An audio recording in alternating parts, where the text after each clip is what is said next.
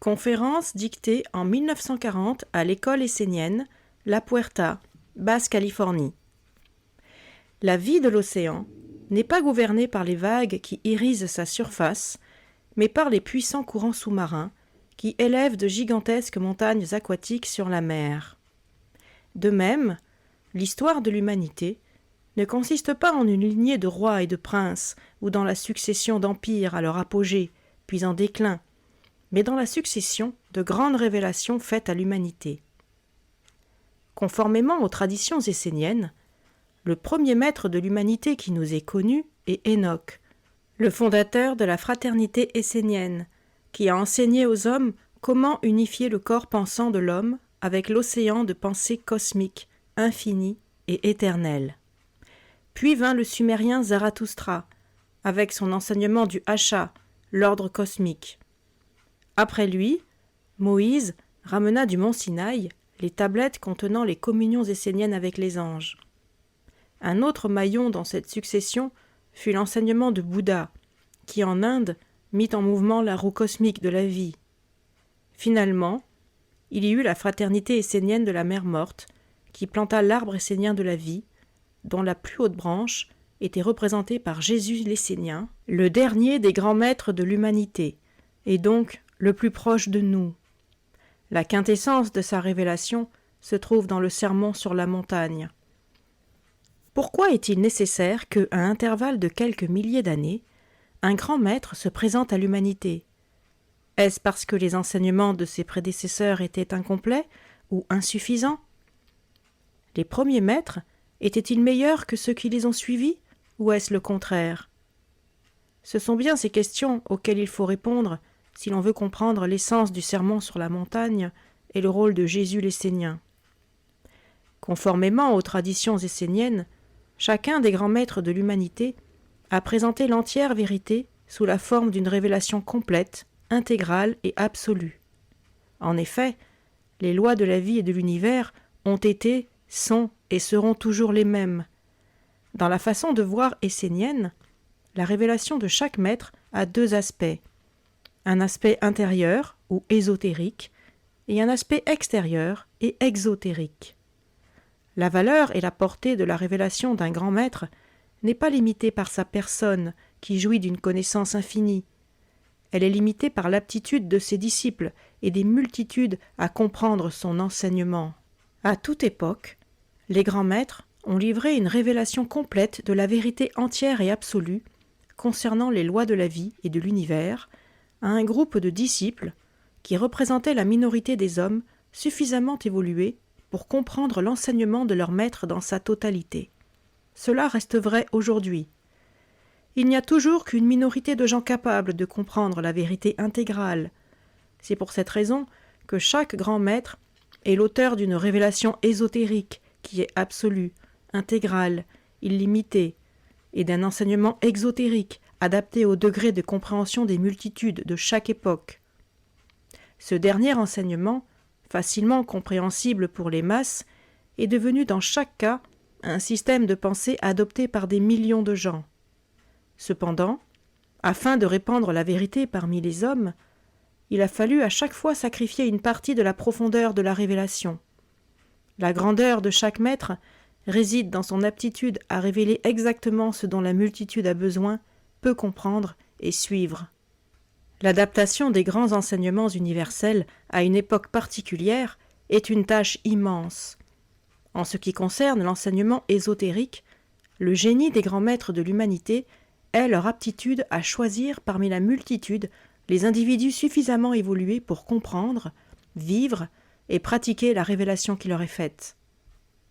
L'essence du sermon sur la montagne est contenue dans ces 9 premiers vers, dont les 2 premiers sont une introduction. Les autres se présentent en 7 déclarations. Les béatitudes, commençant par les mots « Bénis soient ceux qui ». Ces vers seront considérés du point de vue universel évoqués dans la section précédente et leur discussion sera fondée sur 2 textes. L'Évangile selon saint Matthieu, versets 1 à 9, qui a été officiellement adopté par les églises, et l'Évangile essénien, qui a été considéré comme apocryphe par les premiers synodes. Les 7 béatitudes. Et voyant les multitudes, il alla dans la montagne, et quand il fut prêt, ses disciples vinrent à lui. Et il ouvrit la bouche et leur parla, disant, versets 1, 2. Ces 2 vers sont habituellement considérés comme une introduction non essentielle aux vers qui suivent, une béquille destinée à l'enseignement. Mais du fait que cette phrase est identique dans les textes officiels et apocryphes, il convient de ne pas la considérer comme sans importance. Il faut l'analyser du point de vue ésotérique, aussi bien que du point de vue exotérique. Dans ces vers, les mots multitude, montagne et disciples sont tous revêtus d'une très grande signification. L'Évangile essénien montre que les mots multitude et disciples renvoient respectivement aux aspects exotériques et ésotériques de la révélation de Jésus. Chaque vers du Sermon sur la montagne doit être considéré au regard de ces 2 points de vue. La révélation ésotérique est importante au regard de son caractère intégral et profond. La révélation exotérique l'est pour les centaines de millions de personnes qui en suivent les maximes, et du fait de son rôle historique dans l'évolution du monde occidental. L'expression montagne possède également une signification à la fois ésotérique et exotérique. De manière exotérique, montagne renvoie à une forme matérielle, à une partie de la nature. Les traditions esséniennes nous permettent d'en faire une lecture ésotérique. Il s'agit alors du symbole de la hauteur, de la supériorité, du degré le plus avancé dans l'évolution individuelle. La notion de montagne apparaît à de très nombreuses reprises dans l'histoire des grands maîtres de l'humanité. Zarathustra a vécu au sommet d'une haute montagne dans l'ancien empire de Sumer, avant de faire connaître sa grande révélation. Moïse a rapporté du mont Sinaï les commandements exotériques destinés aux multitudes et les communions ésotériques destinées aux élus. Et c'est au sommet du mont Nebo qu'il est monté pour disparaître au cours de l'histoire. Jésus aussi a choisi une montagne pour sa révélation la plus importante, mais le texte de l'Évangile essénien permet aisément de comprendre qu'il ne s'agit pas seulement de la présence physique de Jésus sur une élévation du relief au-dessus de la multitude. Le symbole de la montagne signifie aussi que Jésus l'essénien lui-même représentait le plus haut degré d'évolution individuelle, le chemin menant à la révélation absolue et intégrale de la vérité éternelle. Dans le 2e vers, on trouve 2 termes importants, bouche et parla. Dans un texte aussi important que le Sermon sur la montagne, on ne peut supposer nulle redondance si Matthieu et Jean écrivent tous les 2 « Et il ouvrit la bouche et leur parla, disant ». Certains libres penseurs continuent à faire des gorges chaudes sur ce vers pour eux pléonastique et illogique. Ils soulignent ironiquement que personne ne peut dire quoi que ce soit sans ouvrir la bouche, et que personne ne peut enseigner sans dire quelque chose. Ils prennent le texte au sens littéral, sans considération pour la double nature exotérique et ésotérique de la révélation. Dans cette phrase, chaque mot a son sens et son importance. Conformément aux traditions esséniennes, un grand maître utilisait toujours 2 voix pour la transmission de sa révélation à ses disciples. D'abord, sa voix ou son mot, et ensuite sa pensée. Le terme voix ou mot apparaît très souvent dans les grands livres sacrés de l'humanité. Le mot, c'est un pouvoir, une énergie, une vibration. C'est l'une des forces de la vie et de l'univers, et conformément aux traditions esséniennes, les grands maîtres utilisaient le mot ou la voix pour mettre en mouvement le corps sensible de leurs disciples. Le corps sensible, dans les traditions esséniennes, réunit la totalité des sentiments d'une personne qui constitue autour de lui un champ de force, comme un champ magnétique se forme autour d'un pôle magnétique. La pensée, d'un autre côté, est le pouvoir utilisé par ces grands penseurs pour mettre en mouvement le corps pensant, autrement dit l'esprit, de leurs disciples. Ces 2 puissants instruments de la voix et de la pensée ont été utilisés à de nombreuses reprises au cours de l'histoire universelle par tous les grands maîtres de l'humanité, en vue de la transmission de leurs révélations au corps sensible et pensant de leurs disciples et de la multitude. C'est à ces deux pouvoirs que les mots bouche et parla renvoient respectivement.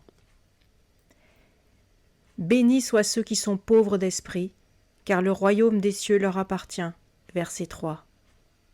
Le troisième vers, qui contient le premier des grands enseignements de Jésus, a été également souvent mal interprété par les exégètes de la Bible et par les églises orthodoxes. Il est clair que par pauvres d'esprit, Jésus ne voulait pas désigner les personnes à la compréhension limitée. Son expression possédait une signification beaucoup plus profonde. À de très nombreuses reprises dans les évangiles, on voit Jésus mettre l'accent sur le principe de la simplicité. Et ce n'est pas par hasard que le premier de ses enseignements touche à ce principe, qui est à la fois une loi naturelle et spirituelle. Et les hommes et l'humanité se sont écartés, et continuent à s'écarter, de la loi de la simplicité, plus que de toute autre loi. Dans un autre passage de l'Évangile essénien, Jésus dit que les hommes sont maîtres de tout ce qui est en leur possession et qui est nécessaire à leur cheminement sur la voie de la vérité, mais que tout ce qui est superflu devient maître des hommes et que ceux-ci en deviennent les esclaves. Presque chaque fois qu'il délivrait son enseignement, Jésus mettait l'accent sur la loi de la simplicité en tant que loi naturelle et spirituelle. Dans les évangiles synoptiques, tout comme dans l'évangile essénien, il se réfère très fréquemment à toutes les sortes possibles de déviations par rapport à la loi et à leurs diverses conséquences. Il évoque à cette occasion l'impossibilité dans laquelle un homme riche se trouve d'entrer dans le royaume des cieux du fait de ses possessions inutiles et de l'effet de ses richesses sur sa conscience. De même, il dit que les scribes et les pharisiens, avec leur fardeau de possessions intellectuelles, sont bien incapables d'entrer dans le royaume des cieux, car ce royaume est en harmonie avec la loi. Quelles sont les situations les plus fréquentes qui dérivent de cette loi fondamentale de la simplicité, telle qu'enseignée par Jésus? D'abord, d'un simple point de vue exotérique, l'homme a la passion de toujours posséder plus que ce dont il a besoin pour son développement en tant qu'individu. Lorsque Jésus condamne l'homme riche, il ne le condamne pas en tant que personne, mais au titre de la déviation par rapport à la loi. Il ne le condamne pas pour sa richesse elle-même, mais pour la mentalité qui accompagne la richesse. Les possessions matérielles de l'homme occupent une part croissante de son corps sensible et de son corps pensant, de ses énergies, de son temps, au détriment des valeurs réelles de la vie, des richesses du royaume des cieux. Comme nous le savons d'après les évangiles, Jésus avait des amis parmi les riches, parce qu'il ne considérait pas la richesse ou les possessions comme mauvaises en elles-mêmes. Il était seulement contre le matérialisme que cette richesse ou ces possessions engendraient. Conformément aux traditions esséniennes, un homme riche, doté de riches possessions, pouvait vivre en accord complet avec la loi s'il ne développait pas le matérialisme qui va généralement avec. À l'inverse, un homme pauvre dépourvu de toute possession pouvait dévier de la loi s'il était matérialiste en esprit et désirait la richesse qu'il n'avait pas. Jésus l'essénien ne faisait un idéal ni de la pauvreté ni de la richesse. Il enseignait seulement cette loi simple: la possession ou la non-possession de choses matérielles ne doit pas être un obstacle au progrès individuel sur la voie du royaume des cieux. Outre la possession de choses inutiles, Jésus a mentionné d'autres déviations par rapport à la loi de la simplicité. Lorsque nous portons en nous un grand fardeau de traditions religieuses, sociales, raciales, qui ont été à un certain moment de l'histoire adéquates et vraies, mais qui aujourd'hui sont devenues anachroniques, nous sommes grandement handicapés pour notre développement.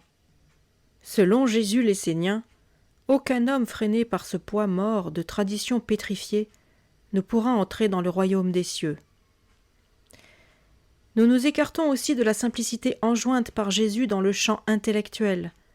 La lecture de milliers de livres, bons et mauvais, les études consacrées à l'emmagasinage de connaissances statiques remontant à des époques révolues, l'acquisition de diplômes universitaires, l'importance attachée à ces diplômes, à ces connaissances et à ces livres. Toutes ces choses sont autant de poids morts que l'on porte avec soi sur le chemin qui mène au royaume des cieux. Il est impossible d'entrer dans le royaume avant de se défaire de tout ce qui fait obstacle à la compréhension de la vérité dans sa simplicité. Si nous satisfaisons cette condition préalable, alors nous sommes dans l'antichambre du royaume des cieux.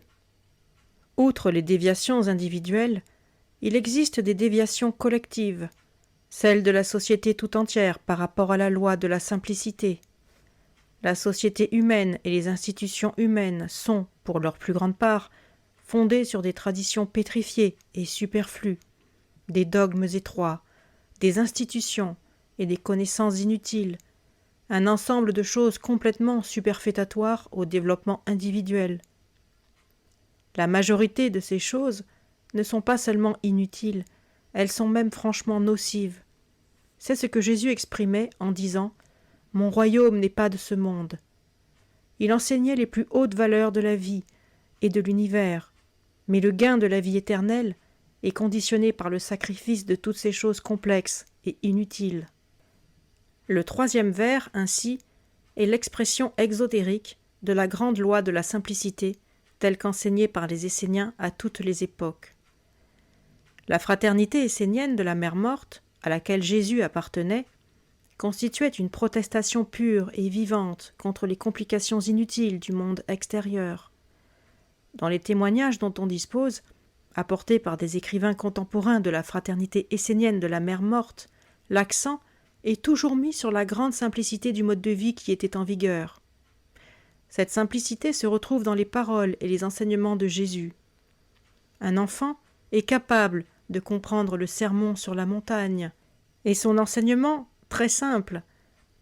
De fait, si un homme a le désir de comprendre ce sermon, il doit redevenir un petit enfant qui ne se serait pas encore écarté de la grande loi de la simplicité, et qui ne porterait pas le poids mort des traditions matérielles, morales et intellectuelles superflues qui nous encombrent individuellement et collectivement. Bénis soient ceux qui sont dans l'affliction, car ils seront consolés. Vers 4. Jésus et les Esséniens n'enseignaient pas la tristesse, mais la joie, et la joie de vivre était une des caractéristiques fondamentales de la fraternité essénienne de la mer morte, documentée par les écrivains de l'époque. Les évangiles synoptiques, et l'évangile essénien plus encore, mentionnent à de très nombreuses reprises la joie et l'allégresse. Et de fait, il n'est pas d'enseignement plus optimiste que celui de Jésus l'essénien, car il révèle la loi qui rend les hommes libres, qui leur donne un pouvoir infini et qui leur ouvre la porte du bien suprême, le royaume des cieux. S'il est évident que Jésus n'a pas enseigné la douleur, alors quelle est la connotation du mot affliction d'un point de vue ésotérique ? Ce vers du sermon sur la montagne traite également de la loi naturelle et spirituelle et des conséquences des déviations par rapport à cette loi. Un autre grand maître de l'humanité, Bouddha, a exprimé une notion comparable à celle contenue dans ce vers. Il a dit en effet qu'il existe dans ce monde un océan de souffrance qui résulte des déviations par rapport à la loi et à la mise en œuvre de la loi des causes et des effets. Bouddha emploie le mot Pallavi, samsara, pour désigner cet océan de souffrance. Selon lui, cette souffrance rend triste, malade, vieux. C'est une souffrance que de ne pas acquérir ce que nous avons d'ores et déjà accompli. Jésus l'essénien parle aussi d'un océan de souffrance dans lequel l'humanité vit, du fait des écarts qu'elle commet par rapport à la loi. Tous les hommes commencent leur vie dans cet océan de souffrance. Il n'en est aucun qui n'ait pas connu la souffrance dans ce monde.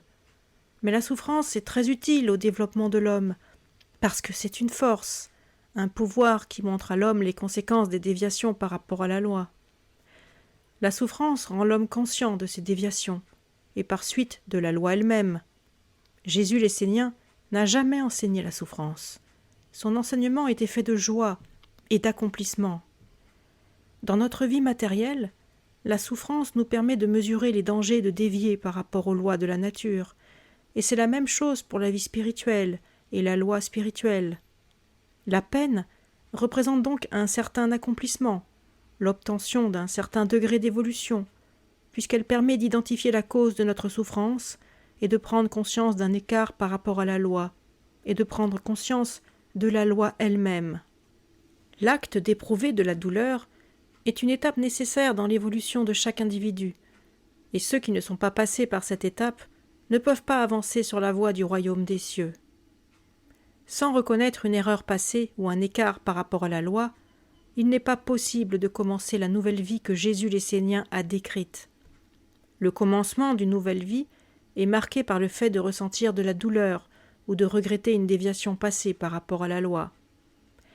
Mais le mot « affliction » a un autre sens. Comme la plupart des hommes dévient par rapport à la loi, la plupart des hommes souffrent. Ils sont plongés dans cet océan de souffrance dont parlait Bouddha. L'essence de l'enseignement moral de Jésus, c'est que nous ne devons pas être indifférents à ce grand océan de souffrance causé par l'ignorance et la déviation par rapport à la loi, par lesquels pêche la majorité des hommes.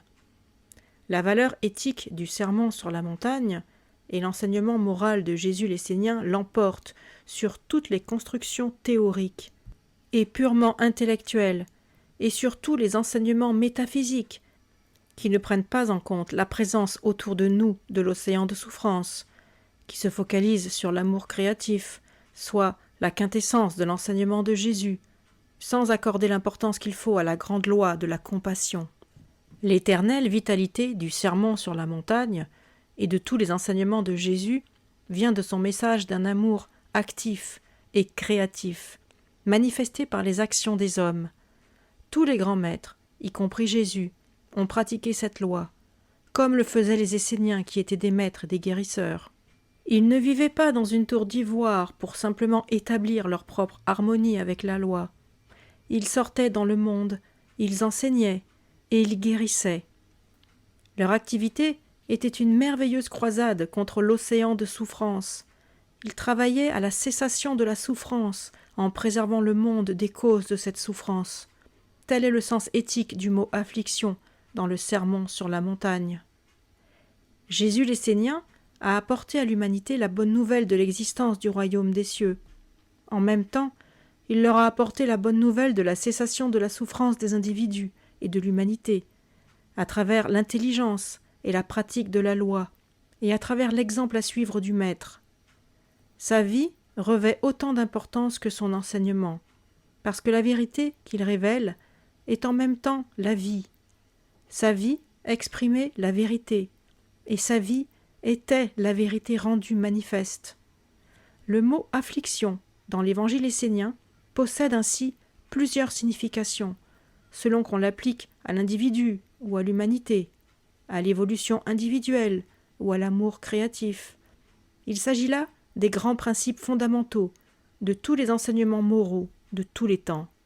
L'amour créatif est notre devoir dans ce monde qui recèle tant de causes de douleur, car les hommes sont plongés dans l'océan de souffrance gonflé par les déviations par rapport à la loi, tel que Jésus l'avait enseigné aux hommes de la manière la plus sublime et la plus simple. Bénis soient les débonnaires, car de la terre, ils seront les héritiers. Vers 5. Ce vers a été interprété de très diverses façons. Dans l'Évangile essénien, il ne s'agit pas de la soumission envers les hommes, mais de la soumission envers Dieu, envers la loi. Ceux qui sont soumis envers la loi hériteront de la terre. Telle est la grande loi révélée par Jésus l'Essénien. À travers l'histoire universelle, les élites et les gouvernements ont créé leur propre loi et ont essayé de la substituer à la seule loi qui gouverne l'univers et qui est la source de toutes les formes d'existence. En essayant d'établir leur propre loi à la place de cette loi unique, les élites et les gouvernements ont prouvé qu'ils lui étaient soumis et qu'ils s'écartaient de la grande règle de la vie. À divers moments de l'histoire, un Alexandre, un Genghis Khan, un Napoléon ou un Hitler ont essayé de créer leur propre loi et d'y plier l'humanité. Ce faisant, ils se sont écartés non seulement de la grande loi de la vie enseignée par Jésus, mais aussi de la loi, quasiment la même, énoncée par Moïse. « Vous n'aurez pas d'autre Dieu que moi. Vous ne fabriquerez pas d'image. » Tous les grands conquérants ont mis en place leur propre Dieu. ils ont dévié de la loi, et ils ont péri. La loi ne les a pas détruits, ils se sont détruits eux-mêmes, car la loi est bonne, elle amène le soleil et la pluie au-dessus du juste et de l'injuste. Mais tous ceux qui s'écartent de la grande loi de la vie et qui cherchent à suivre des lois artificielles qu'ils ont eux-mêmes fabriquées vont droit à la destruction. Les déviations par rapport à la grande loi de la vie sont multiples. Les élites et les conquérants ne sont pas les seuls à s'en écarter. Nous le faisons tous, de différentes manières, et à des degrés divers. Dans beaucoup de familles, les parents violent cette loi quand ils créent leur propre loi et y contraignent leurs enfants, la substituant à la seule loi. Parfois, les enfants cherchent à créer leur propre loi et à y contraindre leurs parents. Outre les dictateurs, les puissants de moindre envergure essayent de dicter eux-mêmes la loi. Mais leurs efforts ne réussissent jamais très longtemps. Les hommes ne peuvent travailler que dans le sens de la loi. L'expression la plus caractéristique de la déviation par rapport à la loi reste la remarque de Louis XIV « L'État, c'est moi ». Beaucoup d'entre nous ressentent, disent et pensent la même chose à notre humble niveau. Cette loi de soumission se manifeste comme une loi naturelle dans l'univers matériel. C'est aussi une loi spirituelle d'un niveau supérieur. Dans l'univers matériel, la loi a ses lois immuables. Elle crée différentes plantes, bêtes, races. Ces créations, qui suivent les lois de la nature, évoluent, et beaucoup d'entre elles héritent de la terre, au sens où elles se perpétuent elles-mêmes et aboutissent à des niveaux de plus en plus élevés d'évolution, au fur et à mesure du passage des générations. D'autres plantes, d'autres bêtes et d'autres races s'écartent de cette grande loi de la soumission en établissant leur propre loi. Et la non-reconnaissance de la seule loi signifie l'opposition à la loi et à la destruction. Les animaux préhistoriques, tels que le dinosaure et le mastodonte, étaient extrêmement puissants à leur époque, mais des créatures plus modestes se sont mieux adaptées à la loi et ont survécu, tandis que ces monstres ont péri. L'homme, qui par ses pouvoirs supérieurs a vécu avec la loi en meilleure harmonie que n'importe quel autre être vivant sur la planète, est devenu la race dominante et a ainsi hérité de la terre. La nature, tel un sculpteur, crée toutes sortes de formes, et celles qui ne correspondent pas aux exigences de la loi sont détruites. Celles qui se conforment à la loi et qui sont en pleine harmonie avec elle sont destinées à survivre comme des chefs-d'œuvre de la nature. Dans l'univers matériel, la loi de la soumission se manifeste comme un processus de sélection naturelle. Mais cette grande loi a aussi un aspect spirituel. Ceux qui respectent la loi de la soumission envers Dieu, envers la loi, connaîtront une évolution supérieure en tant qu'individus. Ce sont ceux qui méprisent la loi et se considèrent eux-mêmes comme la loi, par leur absence de soumission envers Dieu, qui font se lever les obstacles les plus importants à leur propre développement. Ils n'entreront jamais dans le royaume des cieux, qui est en harmonie avec la loi. Lorsque le grand maître a dit « Votre volonté, non la mienne, sera faite », il a donné une expression parfaite de cette grande loi de la soumission envers Dieu, envers la loi. Bénis soient ceux qui placent la faim et la soif après la véracité, car ils seront satisfaits. Vers 6. Le mot central de ce vers est véracité, qui en ancien araméen signifie vérité. En araméen, le même mot servait pour dire vérité et véracité. Dans certaines versions de l'Évangile, le mot est traduit par vérité, dans d'autres par véracité. Les deux termes sont corrects. La vérité représente une notion plus universelle que la véracité, qui peut se définir comme la vérité manifestée en action. La phrase « Bénis soient ceux qui placent la faim et la soif après la véracité » nous révèle l'une des lois les plus universelles jamais révélées à l'humanité. Il existe plusieurs aspects de cette loi. Une plante, par exemple, a soif d'eau et a faim de divers ingrédients présents dans la terre. Elle reçoit et assimile toutes ces préconditions de la vie. L'homme aussi a faim et a soif. Son corps matériel a faim de nourriture et soif de boisson, tandis que son corps pensant a faim et soif de connaissance, de la connaissance de la loi et de la vérité. Avoir faim et soif, c'est être réceptif et prêt à absorber des sources d'énergie et de connaissance. Conformément à la grande loi de la vie énoncée ici, cette faim et cette soif sont les préconditions principales de l'évolution des individus vers la perfection et vers le royaume de Dieu. Ce sont la faim et la soif du disciple qui déterminent l'enseignement du maître. Ce dernier ne connaît pas de limite, mais le disciple ne peut absorber qu'autant que ce que lui dicte sa faim, sa soif, sa réceptivité. Une plante est réceptive à la terre, à l'eau et aux rayons du soleil, qui sont d'immenses sources de vie. Si elle pouvait augmenter sa réceptivité au-delà de toute limite, elle serait capable d'absorber tous les ingrédients de la terre, tout l'air de l'atmosphère, toute l'eau et tous les rayons du soleil de la planète. Le degré d'évolution et de perfection atteint par un organisme dépend entièrement de sa réceptivité, dont la faim et la soif sont des symboles, tandis que la faim et la soif, ressenties par le corps matériel, sont limitées. Celles ressenties par le corps pensant, et qui ont pour objet la connaissance et la vérité, sont sans limite. Ceux qui sont dépourvus de faim et de soif spirituelle n'entreront jamais dans le royaume des cieux. Un des plus beaux cadeaux qui puissent être faits à l'homme, c'est la faim et la soif éternelle de la vérité et de la connaissance. Il y a des gens qui pensent être satisfaits, qui pensent tout savoir et posséder la vérité éternelle. Ceux-là ont perdu leur faim et leur soif. Ils commettent une très grande erreur. Lorsque la faim et la soif ressenties pour une connaissance de plus en plus grande et une vérité de plus en plus haute sont sacrifiées sur l'autel d'un système de croyances particulier ou pour un maître ou un enseignement particulier, de quelque qualité qu'il soit, c'est la fin de l'évolution de l'individu.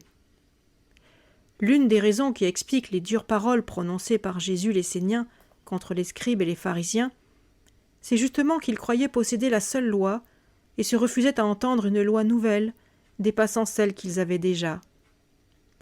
À la lumière de cette loi de la vie, les scribes et les pharisiens, qui sont encore parmi nous aujourd'hui, sont des individus spirituellement morts, bien qu'ils aient l'apparence de la vie. Perdre la faim et la soif de la vérité, voilà le plus grand désastre qui puisse arriver à un homme. Au travers de l'histoire, il y a eu beaucoup d'institutions, de hiérarchies, de religions et d'églises qui ont cru qu'elles étaient en possession de la seule loi.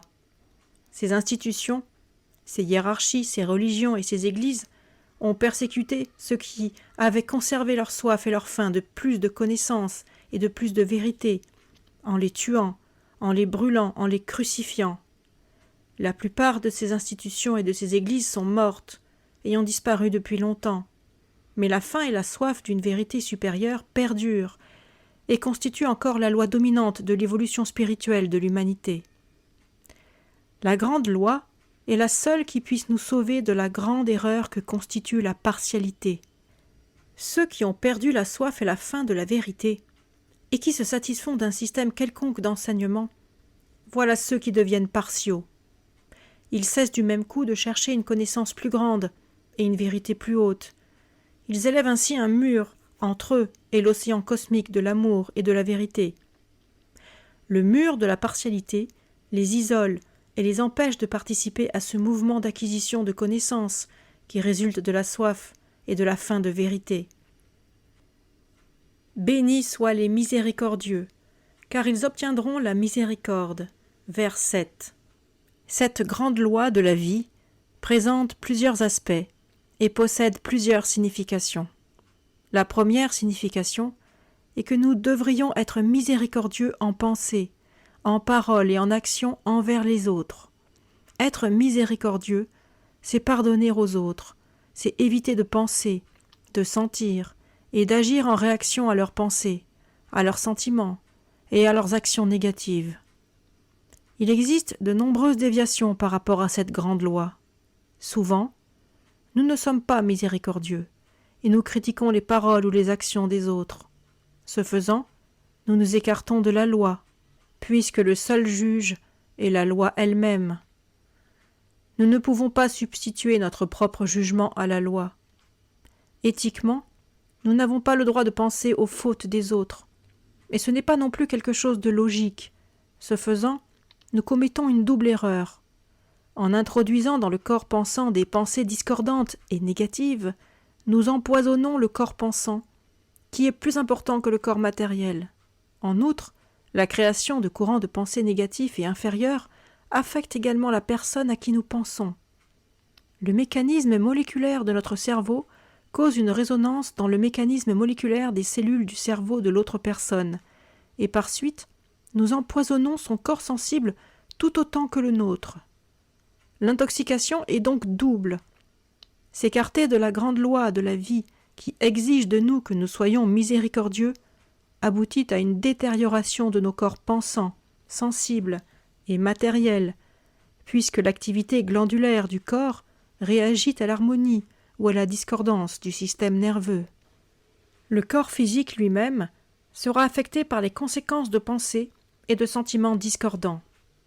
Si nous regardons autour de nous, nous verrons de nombreuses déviations par rapport à cette loi de vie, des disputes, des conflits, des commérages, des calomnies, des gros mots, des pensées et des actions vilaines. Lors des campagnes électorales, les journaux sont remplis des pensées négatives lancées par un parti contre un autre. La lutte des classes dans la société humaine est également une déviation par rapport à la loi de vie. Lorsqu'une nation parle contre une autre nation, un parti contre un autre parti, il se produit une déviation collective par rapport à la loi, qui apporte de la souffrance aux individus, aux familles, à la communauté, à la nation et à l'humanité tout entière. Cette déviation se paie à un prix très élevé, comme le prouve l'histoire passée et présente. Lorsque nous ne sommes pas miséricordieux, nous nous engonçons dans un royaume de négation peuplé par des pensées, des sentiments et des actions négatifs. Cela représente un obstacle énorme pour notre développement en tant qu'individu, si bien qu'au lieu d'aller de l'avant, nous repartons en arrière. Dans le royaume spirituel, aussi bien que dans le royaume matériel, il n'y a pas d'instant figé. Nous allons en avant ou en arrière. Lorsque nous n'avons pas de miséricorde, nous ne sommes pas miséricordieux envers nous-mêmes. Cette habitude de voir le côté négatif des choses et des gens nous renvoie à nos propres défauts, erreurs et déviations. Plusieurs complexes psychologiques peuvent se développer, et de manière subconsciente, nous finirons par nous critiquer nous-mêmes de la même façon que nous critiquons les autres. De cette manière, nous devenons les esclaves de nos propres pensées, sentiments et actions négatifs, et de nos erreurs passées. La déviation de la loi de miséricorde nous éloigne du royaume des cieux, là où la négation n'existe pas, là où règne la seule perfection. Nous ne devrions pas attaquer le mal, qui est seulement négation. Nous devrions nous en tenir au seul bien. Dans nos rapports avec les gens, nous devrions faire attention à leurs qualités et essayer de nous en tenir à ces qualités au lieu de combattre leurs défauts. Si nous nous en tenons au bien, le mal disparaîtra tout seul, tout comme les ténèbres laissent la place à la lumière. La loi de miséricorde révélée par Jésus est l'une des grandes lois de la psychologie pratique et des relations humaines. Bénis soient ceux qui ont le cœur pur, car ils verront Dieu. Vers 8. Ce vers révèle la plus grande loi du corps sensible de l'homme. Comme nous l'avons mentionné plus haut, selon les traditions esséniennes, chaque personne possède à la fois un corps sensible et un corps matériel. Conformément aux traditions esséniennes, ceux qui ont le cœur pur sont ceux qui ont un corps sensible pur, un corps nourri d'amour et non de haine, inspiré par le pardon et non par l'instinct de revanche, par la compassion et non par la cruauté. Un tel corps sensible verra Dieu, car celui qui obéit à la grande loi de la pureté de cœur se trouve dans l'antichambre du royaume des cieux. Si nous examinons ce qui se trouve derrière nos actions, nous verrons qu'il y a toujours un sentiment. Des sentiments et des actions puissants aboutissent immédiatement et automatiquement à une action. Ce sont moins des pensées que des sentiments qui déclenchent nos actions. Ce fait psychologique montre bien l'importance de la loi de la pureté de cœur révélée dans ce vers. Il existe un grand nombre de déviations par rapport à cette loi. L'une des traditions les plus anciennes, recueillies auprès de Zarathustra, formule ainsi un code éthique simple, de bonnes pensées, de bonnes paroles, de bonnes actions. Ici, les bonnes paroles représentent le corps sensible, car les mots révèlent toujours des émotions et des sentiments. En mettant l'accent sur la grande importance du cœur, le cœur du corps sensible, Jésus est allé au cœur des choses qui se trouvent au-delà des paroles et des actions. Il savait que l'homme est tel qu'il pense dans son cœur. D'autres maîtres, avant lui, avaient condamné les gros mots, mais Jésus a détruit ces mots avant même qu'ils aient été prononcés, nous enseignant comment avoir le cœur pur. Si nous réussissons cela, nos paroles et nos actions aussi seront pures et en harmonie avec la loi. Le corps sensible, qui est le grand moteur des paroles et des actions, revient à maintes reprises à l'esprit de Jésus dans le Sermon sur la montagne, ainsi que dans le texte des évangiles synoptiques. Tout le monde a probablement fait l'expérience à un moment ou à un autre du sentiment d'être en harmonie en présence de certaines personnes et d'être en état de discordance en présence d'autres personnes. Ce phénomène est dû aux réactions instinctives du corps sensible. Les enfants éprouvent souvent cette intuition, de manière très aiguë, car leurs corps sensibles n'ont pas encore eu l'occasion de s'écarter de la loi à la façon des corps sensibles des adultes. Les animaux eux-mêmes, avec leur corps sensible primitif, ont cet instinct.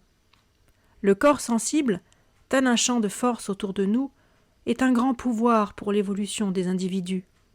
Si nous vivons conformément à la loi, il peut nous aider à aller de plus en plus haut. Mais si nous nous écartons de la loi, nous déchaînons des forces destructives de qui nous serons bientôt esclaves. Bénis soient les faiseurs de paix, car ils seront appelés les enfants de Dieu. Vers 9. La 7e béatitude révèle un principe très simple, une loi de vie très simple. Elle proclame la loi de la paix.